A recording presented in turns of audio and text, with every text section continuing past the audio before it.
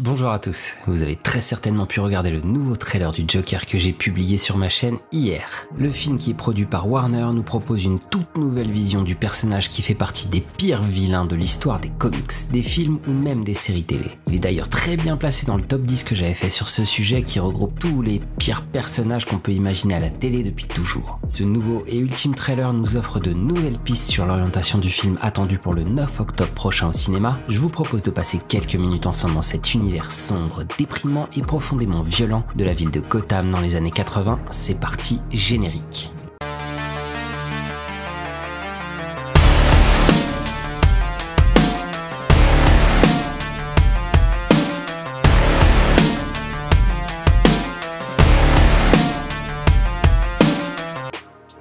Donc comme je le disais, Joker est coproduit à l'origine par Martin Scorsese et Robert De Niro et réalisé par Todd Phillips qui a également réalisé Very Bad Trip ou Starsky et Hutch. Je vous avais déjà expliqué lors de ma précédente vidéo qu'on allait assister au cours de ce film à une origin story, mais dans un univers complètement différent des Jokers qu'on a pu remarquer dans les comics qui ont été réalisés jusqu'à aujourd'hui, ou même les films qui ont été réalisés avec tout un tas de personnages aussi divers que variés.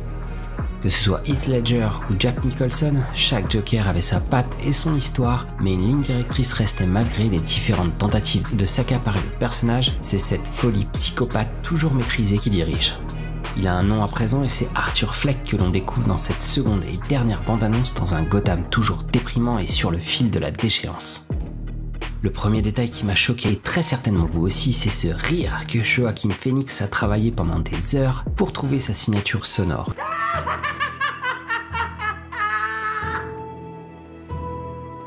Il était déjà amené dans le premier trailer et il mettait déjà mal à l'aise avec un visage inoffensif et enfantin mais un son tout simplement glaçant. Là encore le son est tellement exagéré par Fleck qu'il en devient malaisant mais le visage n'est à présent plus le même.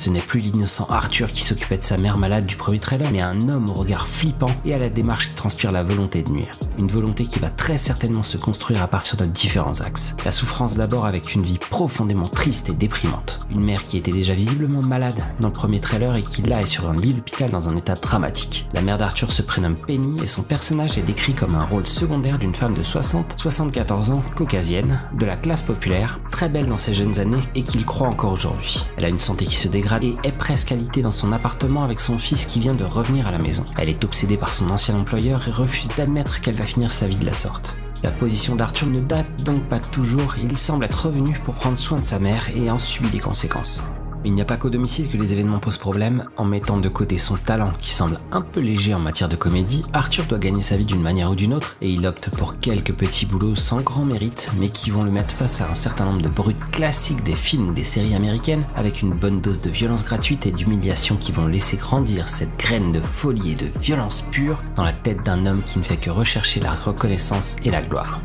Et c'est sur ce point que ce nouveau trailer appuie plus spécialement. Arthur Fleck semble vouloir lancer à lui seul un courant de pensée, même peut-être une révolution sur toute la ville de Gotham en encourageant les actes criminels dissimulés derrière ce masque de Joker qu'on voit à plusieurs reprises pendant la vidéo. Que ce soit au début, au moment où on découvre ce rire glaçant, au détour d'un couloir avec un masque géant, mais aussi à plusieurs reprises où on voit différents passants porter ce masque en parallèle à des scènes de chaos, il va donc se positionner comme porte-parole des masses et des exclus en profitant de la souffrance des peuples les plus pauvres et en les opposant aux riches. La concrétisation la plus évidente de cette opposition presque politique entre le peuple et les plus riches est la projection des temps modernes de Charlie Chaplin qui traitait de la lutte des classes ouvrières pendant la dépression et qui va tourner à une émeute violente entre la population et la police de Gotham. Dans une interview au tout début de la campagne de communication, Mark Maron, l'acteur qu'on peut voir actuellement dans la saison 3 de Glow sur Netflix, décrit d'ailleurs Arthur Fleck comme une personne mentalement instable qui va petit à petit devenir le Joker, le tout dans un film graveleux et sombre d'après les mots du réalisateur lui-même. Et même s'il avertit tout le monde de ce qui va arriver en avouant ses pensées sombres, comme pouvait le faire le personnage de Travis Bickle dans Taxi Driver, il veut être entendu et son basculement va se faire à la fois par cette volonté de reconnaissance, mais aussi une intention de prendre sa revanche contre tous les coups qu'il a pu recevoir. En dehors de la mort de sa mère, qui va être, je le répète, le catalyseur de son basculement dans la folie, c'est son humiliation par Murray Franklin qui est interprété par Robert De Niro à la télévision, devant des millions de téléspectateurs. Cette scène sera très certainement le point de départ du plan qu'il va mettre en route pour donner une bonne raison aux gens d'arrêter de rire. Il veut très certainement les faire hurler de peur. Et là, on retrouve la référence principale du film qui est la valse des pantins, qui date de 1983 et qui a été lui aussi dirigé par Martin Scorsese. Dans ce film que j'ai regardé pour l'occasion, histoire de rattraper mon retard, Rupert Pupkin cherche par tous les moyens à percer dans le monde de la comédie à New York alors qu'il a déjà la trentaine et qu'il n'a derrière lui aucun succès. Il va essayer d'entrer en contact avec la star de la télévision, Jerry Langford, qui est interprété par Jerry Lewis, et va se retrouver face à un mur parce qu'il a visiblement aucun humour d'une part, mais aussi parce qu'il essaye de franchir les étapes à toute vitesse et se faire connaître avant d'avoir le moindre talent. La solution qu'il va trouver va être de kidnapper le présentateur et de négocier avec les autorités de le libérer en vie contre un passage à la télévision pour un premier et dernier sketch.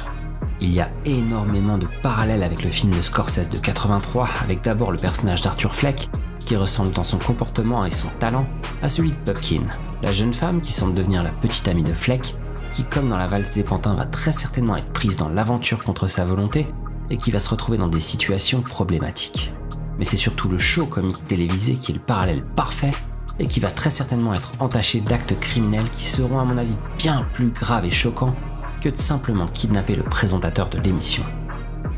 Je pense que le public va faire les frais des pulsions meurtrières du futur Joker dans une scène qui fera basculer le film de la simple chute dans la folie à une spirale de violence et de meurtre qui pourrait très bien mener à la scène historique du meurtre de Thomas et Martha Wayne dans une allée sombre à la sortie du film Excalibur, tout comme dans le Batman-Superman de Zack Snyder. Quoi qu'il en soit, il y aura visiblement une confrontation entre Fleck et Thomas Wayne qui durera pendant une bonne partie du film. On voyait déjà Fleck à la grille du manoir Wayne dans le premier trailer face à un jeune Bruce, mais il semble bien que Wayne sera l'antagoniste principal du futur Joker et aidera même probablement à la construction du personnage que devra affronter son fils plusieurs années plus tard. Il y aura selon moi un crescendo sur la construction de ces troubles psy avec un climax dans l'émission de De Niro pour un basculement profondément choquant et qui, je le pense, justifiera la classification R qui a été attribuée au film pour des scènes de violence. Encore une fois, on retrouve l'hôpital d'Arkham et son asile dans une fuite d'Arthur avec des dossiers sous le bras pour essayer d'effacer son passé sans doute qui avait justifié les consultations avec la conseillère psychologique Deborah Kane. Je le rappelle, Deborah Kane est une référence à Bob Kane, le créateur du personnage Batman, il y a 80 ans de ça cette année. Reste à savoir ce que va vraiment donner ce Joker avec en arrière-plan Robert De Niro et Martin Scorsese. Quoi qu'il en soit, il ne fera pas partie de l'univers étendu d'ici, qu'il est de moins en moins d'ailleurs. La firme DC s'est d'ailleurs récemment réorganisée avec de nouveaux labels pour ses comics et ce Joker pourrait parfaitement coller au nouveau label DC Black qui est destiné aux plus de 17 ans après la disparition de Zoom et Vertigo. Warner tente donc sa chance sur un champ de mine avec une nouvelle adaptation de l'univers DC, une adaptation totalement libre qui s'éloigne des lignes directrices des comics mais qui semble se lancer dans un univers beaucoup plus adulte et avec un scénario un peu plus complexe que ce qui a pu nous être proposé récemment dans les derniers films d'ici. J'attends ce Joker avec grande impatience et j'espère que Warner va pour une fois poser les outils sur la table en évitant les corrections de dernière minute ou les reshoots à la Justice League qui auraient encore une fois pour conséquence de dénaturer totalement l'œuvre originale du réalisateur. Joker arrive le 9 octobre prochain et ce trailer était le dernier, donc on va devoir faire avec pendant de longues semaines avant la sortie du film dans les salles. Voilà pour mon analyse, j'avais déjà abordé pas mal de points dans ma première vidéo et j'espère ne pas m'être trop répété. Joaquin Phoenix a construit un Joker totalement crédible à sa manière, même s'il n'entre dans aucune case de ce qu'on a pu voir du personnage d'ici, que ce soit en comics ou au cinéma. Même si A Killing Joke ou les 3 Jokers qui sortent justement sous le label DC Black pourraient avoir inspiré le personnage ou le scénario. Quoi qu'il en soit, les échos qui tournent autour de ce film semblent plutôt positifs, et je pense que le personnage du Joker pourrait très bien mériter d'aller faire un tour aux Oscars cette année. J'espère que la vidéo vous aura plu, comme d'habitude laissez-moi un pouce en l'air, si ça vous a plu, partagez la vidéo si vous pensez que je mérite plus d'abonnés, suivez-moi sur Twitter ou Instagram pour suivre toute l'actualité des séries et de mes jeux vidéo favoris, et si vous voulez vraiment me donner un coup de main, allez faire un tour sur ma page Tipeee ou sur Utip avec des dons pour le premier, pour m'aider dans mes projets et des pubs à visionner pour le second, histoire de passer quelques secondes pour m'aider un petit peu. Comme vous l'avez vu, si vous me suivez sur Instagram, la prochaine vidéo sera l'analyse de la première saison de Carnival Row qui vient de débuter sur Prime Video. On se retrouve très vite et comme d'habitude, portez-vous bien, regardez des séries, jouez à volonté et je vous dis à très bientôt sur Séries et Jeux vidéo.